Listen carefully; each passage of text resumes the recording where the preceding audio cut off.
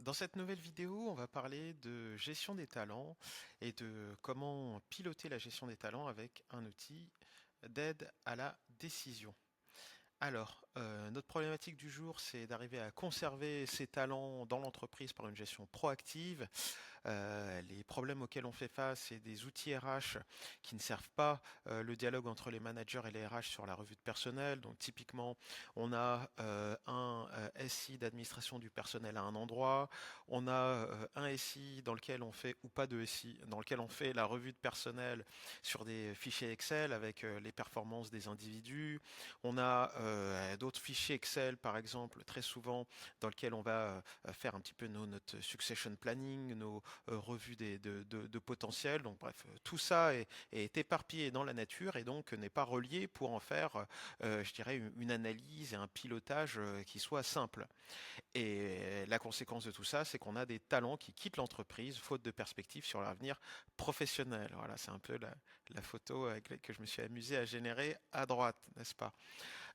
Donc ce qu'on veut, nous, c'est des données RH liées entre l'ensemble des thématiques que j'ai évoquées, qui nous permettent de savoir que je vais lui inventer un prénom, Karine qui est ici, eh bien ça fait 5 ans qu'elle est sur son poste, elle a fait tel ou tel autre poste avant, son manager en dit énormément de bien, ses précédents managers aussi en disent énormément de bien, et donc arriver à voir, oula, un petit warning, Karine, il faut peut-être que je m'en occupe cette année ou ce trimestre ou ce semestre parce que sinon Karine elle risque de trouver le temps long et de regarder est-ce que l'herbe est pas plus verte ailleurs. D'ailleurs on voit qu'elle a un petit morceau d'herbe déjà dans son carton.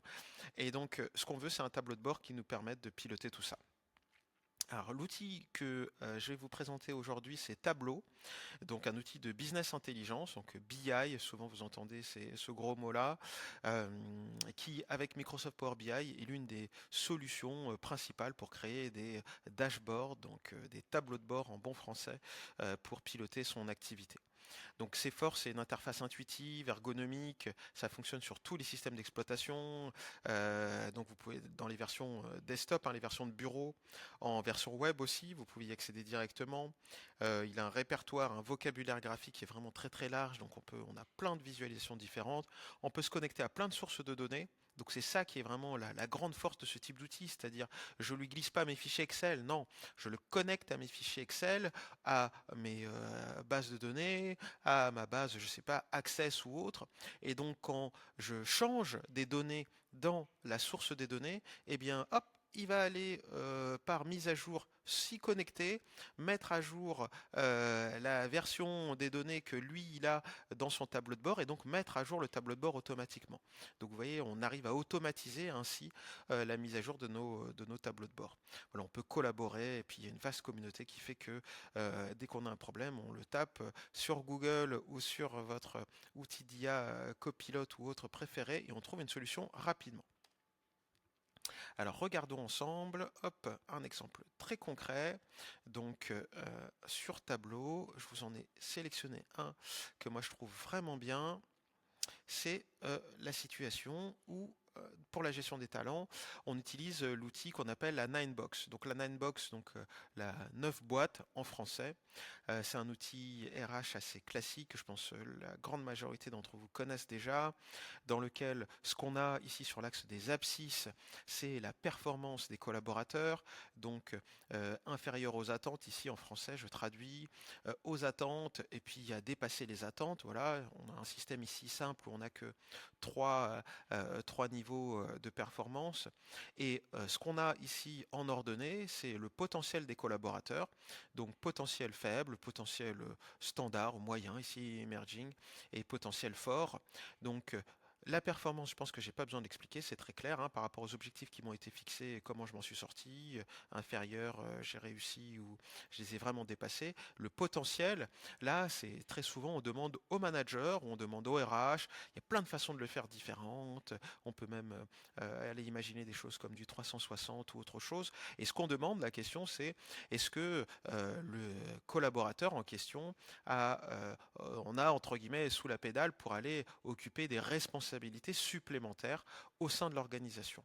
Et donc, ceux qui sont en potentiel high, c'est qu'on considère qu'ils peuvent encore continuer à se développer dans l'organisation au sens où aller assumer des responsabilités supplémentaires. Donc, qui peuvent être managériales, qui peuvent être fonctionnelles, qui peuvent être de plein de types différents. Et donc, ce qu'on va retrouver ici, de façon peu surprenante, c'est que 40% ici, des collaborateurs sont au milieu, donc ont rempli leurs objectifs et ont un potentiel normal. Ici, on a 1% des collaborateurs qui ont un potentiel faible et n'ont pas atteint les objectifs. Donc souvent, là, ça ne veut pas dire qu'ils sont forcément mauvais, hein, c'est plutôt, ici on voit 1%, c'est plutôt des situations individuelles, hein, c'est une suite de situations individuelles, donc on va les contacter, se renseigner auprès d'eux et voir qu'est-ce qui explique un peu la situation dans laquelle ils sont.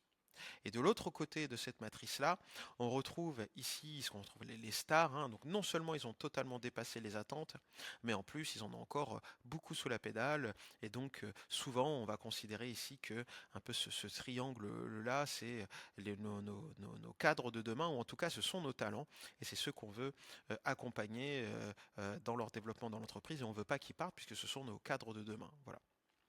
Donc, la force de Tableau, c'est la capacité, vous voyez ici, quand je me déplace sur les différentes boîtes, j'ai un peu de surbrillance qui s'affiche.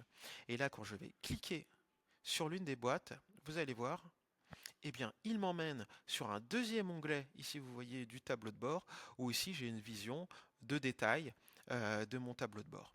Donc ici ce que j'ai l'ensemble des employés avec leur ID, donc leur matricule, leur date comment dire, de recrutement, le temps, la durée, depuis quand est-ce qu'ils sont en poste, donc leur ancienneté en français.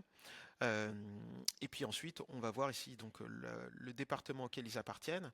Et ce qui est intéressant ici, c'est qu'en plus d'avoir eh bien, leur performance et leur potentiel, eh bien, dans l'organisation, on a aussi demandé, là ici, au manager de renseigner eh bien, leur risque de départ, donc individuellement, hein. Est-ce que ce collaborateur-là, est-ce qu'on pense qu'il y a un risque qu'il parte? Donc tout ça, c'est toujours, on est, comment dire, on est dans le sentiment, dans l'intuition, c'est dur. Si vous posez la question à un collaborateur qui a prévu de partir, est-ce que tu vas partir immédiatement? Il peut vous le dire, mais c'est pas toujours évident qu'ils vous le disent avant d'avoir trouvé une nouvelle branche à laquelle s'accrocher. Donc on est vraiment dans je pense davantage dans la perception ici. Et puis toujours ici, de façon plus objective, on demande aussi au manager, eh bien, quel serait l'impact sur l'organisation du départ de ce collaborateur. Ici avec significatif, modéré ou mineur. Et donc là, ici, on a aussi encore un autre graphique où on a les collaborateurs selon leur date de recrutement, et bien le nombre qui sont. Et là, je suis vraiment sur un zoom sur ceux qui ont exceed expectation, donc dépassé les attentes et qui ont un potentiel haut. Et je peux continuer ici à zoomer. Donc là, vous voyez, dès que je clique, tout le tableau de bord se met à jour et c'est vraiment ça la force de ces outils de BI. Donc là, je me concentre sur ceux qui ont un risque de départ qui est très élevé. Il y en a 6. Là, vous les voyez ici, hein, ils sont là. Donc, j'ai pas de nom, prénom, c'est anonymisé. J'ai uniquement leur matricule. Et là, vous voyez que pour certains d'entre eux, donc il y en a certains pour lesquels on voit ça fait moins d'un an qu'ils sont sur leur poste. Ici, on est en ratio par année. Il y en a qui sont là depuis 6 ans, 5 ans et là 4,6 ans. Donc concrètement, ce type d'outil, vous voyez, ça permet d'explorer, arriver à la donnée très rapidement. J'arrive, je zoome finalement ensuite sur ce collaborateur-là et lors de ma revue de personnel entre RH et manager, en quelques clics, on est en train d'explorer les données et puis on va se dire, eh bien, cet employé 541, je vais reprendre le nom de Karine, eh bien, Karine, qu'est-ce qu'on fait? Elle apparaît là sur notre tableau de bord comme étant en rouge avec un gros risque de départ. En plus, ça fait 6 ans qu'elle est sur son poste. Est-ce qu'on ne va pas lui proposer une mobilité, lui proposer quelque chose de différent pour l'oxygéner, redonner de la dynamique à son parcours avec nous? Donc voilà, outil très puissant du coup à utiliser pour outiller votre dialogue RH.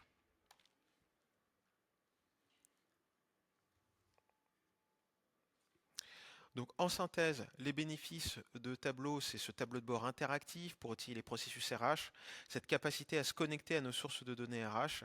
Et puis en point d'attention, c'est, j'ai envie de dire, le prix, il coûte beaucoup plus cher que Power BI, le prix est aux alentours des 70 euros. C'est un outil vraiment qui est simple et qui permet de faire plein de choses, mais Power BI, moi j'aime beaucoup Power BI aussi, et Power BI, il a l'avantage d'être inclus dans Office 365, donc vous n'avez rien à payer en plus, sauf si vous voulez aller vers des capacités de stockage supplémentaires ou ce type de choses en passant sur Power BI Premium ou autre.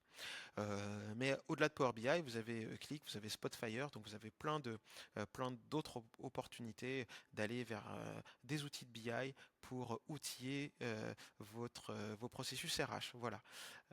Je vous dis merci, c'est tout pour cette vidéo et à très vite pour la suite.